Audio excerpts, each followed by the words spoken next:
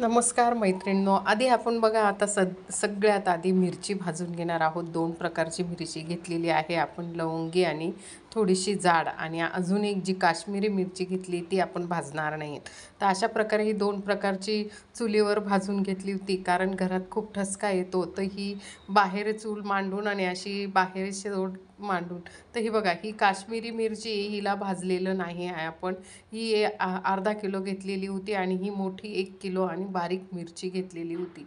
तर ही भाजून घेतलेली आहे, काश्मीरी मिरची भाजलेली नाही आहे आपण। आणि हे खोबरं आहेत 1 किलो, धने आहेत 1 किलो, आणि हा पॅकिंगचा मसाला आहे, तुम्हाला दाखवत आहे मी। हा पॅकिंगचा मसाला 1 किलोचा मसाला काय डायरेक्ट पॅकिंग होतं, ते 1 किलोचं पॅकिंग आता आपण आणलेलं आहे। आणि अशा पद्धतीने हे सगळं पॅकिंगचं आहे। मी तुम्हाला सांगणार आहे महत्त्वाच्या टिप, पूर्ण व्हिडिओ बघा की मसाल्यामध्ये कोणत्या वस्तू भाजायच्या आणि कोणत्या नाही, आणि किती तेल टाकायचं की नाही। तर त्याच्यासाठी मी पूर्ण तुम्हाला व्हिडिओ स्किप न करता पूर्ण व्हिडिओ बघा, खूप सुंदर येणार आहे आणि खूप महत्त्वाच्या गोष्टी मी याच्यातून तुम्हाला सांगणार आहे। तर बघा, अशा पद्धतीने हे सगळं साहित्य, खोबरं 3 पावशर खोबरं होतं आणि त्याचे तुकडे करून ठेवलेले आहे आपण, काप करून ठेवलेले आहेत। तर अशा पद्धतीने आपण हे सगळं साहित्य इथे तुम्हाला दाखवत आहे। आणि हे सगळं साहित्य आपण 1 किलोचं पॅकिंगचं होतं आणि त्या पॅकिंगच्या याच्यातच आपण मसाला करणार आहोत। आमच्याकडे लाल मसाला अशा पद्धतीने करतात। आता पुढे तर मग चला, तर आपण मसाल्याच्या ह्या सगळ्या वस्तू अशा वाटीमध्ये काढून ठेवलेल्या आहेत। तर आता पुढे मी तुम्हाला न भाजणाऱ्या वस्तू कोणत्या आहेत, तर त्या न भाजता आपल्याला डायरेक्ट मसाल्यात टाकायच्या आहे। तर पूर्ण व्हिडिओ बघा, स्किप न कर। तर आपण साधारण 1 किलो मसाल्यासाठी ही 2 किलो मिरची आलेली आहे, 1 किलो मोठी मिरची, लवंगी मिरची बारीक, आणि काश्मीरी मिरची। तर आपण हे बघा, ह्या ठिकाणी हे जे मसाले मी टाकत आहे, तर हे चक्रीफूल टाकलेलं आहे, ते भाजायचं नाही आहे। हे शहाजिरं टाकलेलं आहे, ते भाजायचं नाही आहे। ह्या मिऱ्या टाकणार आहेत, तर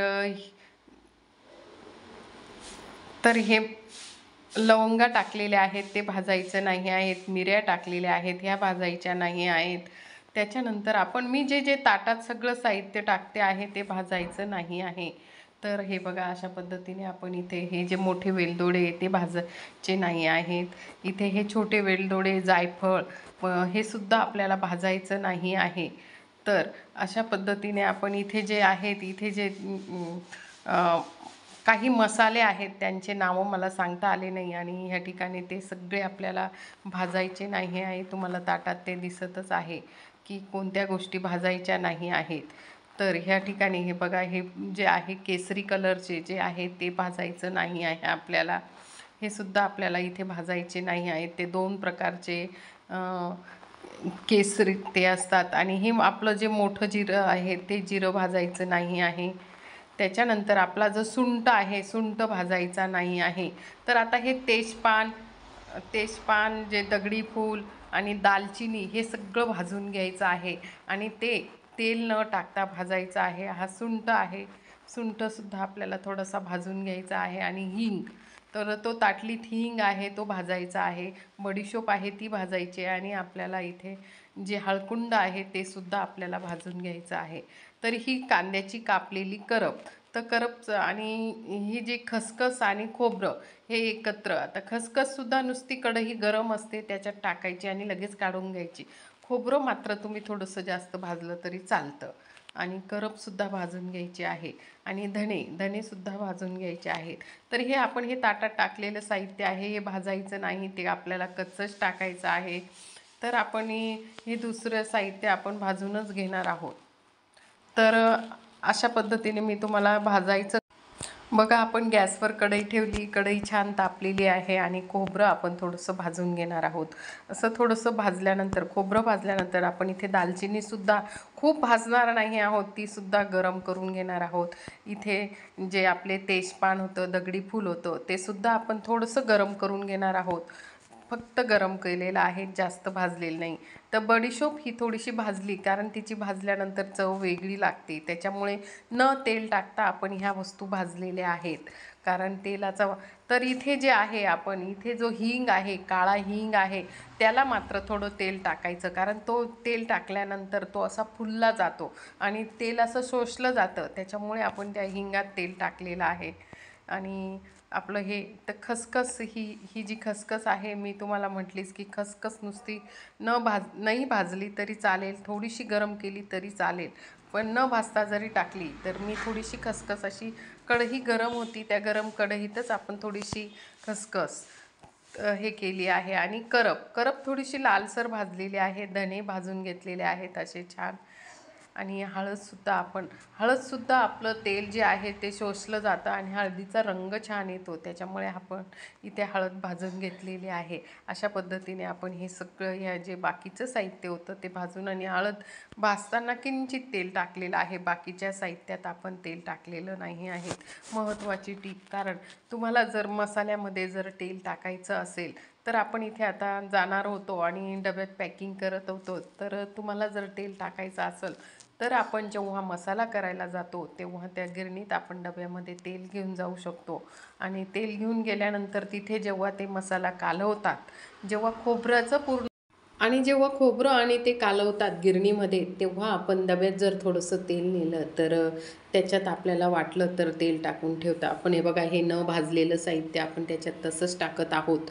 तर अशा पद्धतीने जर तेल नेलं डब्यात आणि जेव्हा ते खोबरं आणि खसखस जेव्हा ते आपली कालवतात, तेव्हा जर आपण त्यांच्याकडे तेवढं आपल्याला जर तेल टाकायचं असेल तर ते दिलं तर आपला मसाला छान होतो. पण शक्यतो तेल जर टाकलं मसाल्यामध्ये, म्हणजे माझा अंदाज, माझ्या याच्याप्रमाणे बरेच काही जण तर टाकतातच तेल, पण तेल जर टाकलं तर आपण जर वर्षभर मसाला ठेवतो तर वर्षानंतर ते तेल हळूहळू उडून जात असतं. आणि आपण भाजी करताना तर तेल टाकतच असतो, त्याच्यामुळे आपल्याला वाटलं तर टाका, नाही टाकलं तरीही चालतं. अशा पद्धतीने मी हा बघा मसाला भरून झालेला आहे आणि आता आपल्याला गिरणीत दळायला न्यायचं आहे. करप आणि ते बाकीचं वेगवेगळं भरलेलं आहे.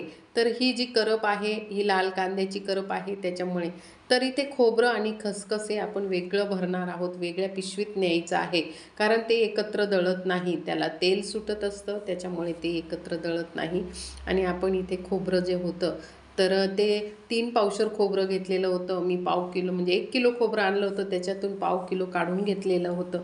तर अशा पद्धतीने इथे खोबरं आणि इथे जी करप आहे ही कांद्याची करप, तर आमच्याकडे बागलाण तालुक्यामध्ये ही करप टाकली जाते, तर काहींच्या भागात ही करप टाकली जात नाही. आणि आमच्याकडे जो गरम मसाला असतो तो मिरचीसह केलेला हा गरम मसाला आहे.